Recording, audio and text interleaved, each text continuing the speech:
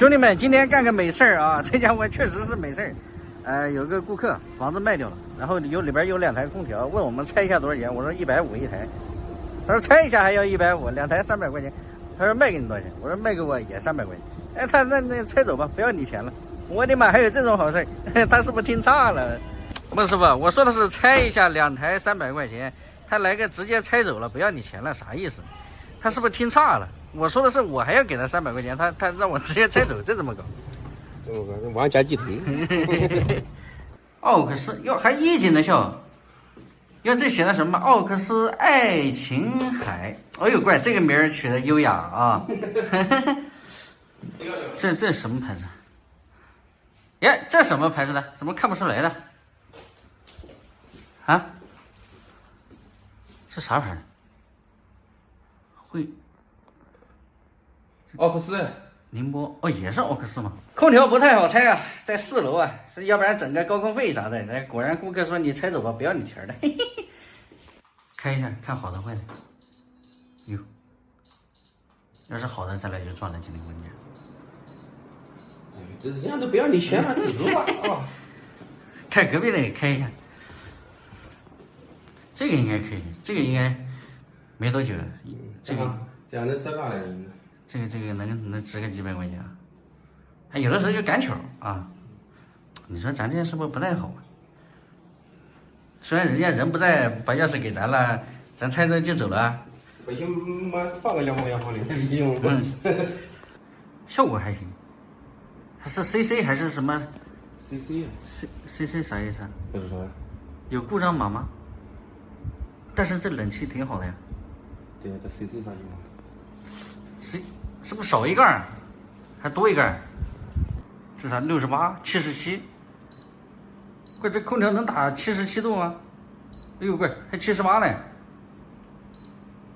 哎，这个估计有点小问题。马上收服。那一台还在那边呢。我去，这个外接还挺大。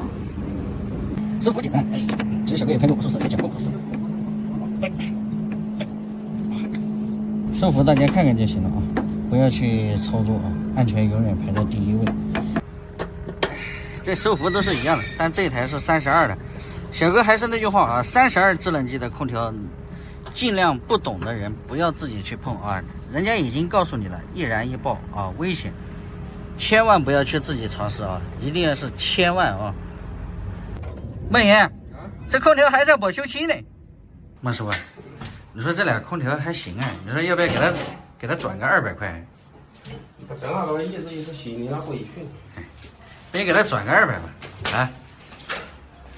虽然人家听差了，这拆一下300，这个收走300，那就正好抵了，那不是这么回事，是不是？啊？